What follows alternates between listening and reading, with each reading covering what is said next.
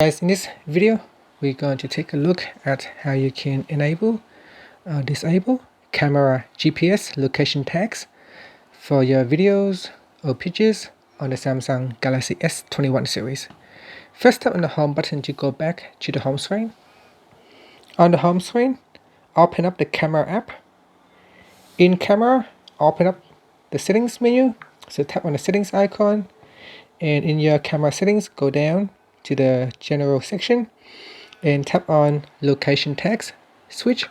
Tap on the switch to turn it on or off. If you switch it on when you are taking a photo or recording a video, it will also add your GPS location, so that later on when you are looking at the picture in the picture gallery, you can tell where the picture has been taken. And that's it. Now I'm just going to switch it off and then tap on the back key to go back to your camera. Tap on the home button to go back to the home screen. Thank you for watching this video. Please subscribe to my channel for more videos.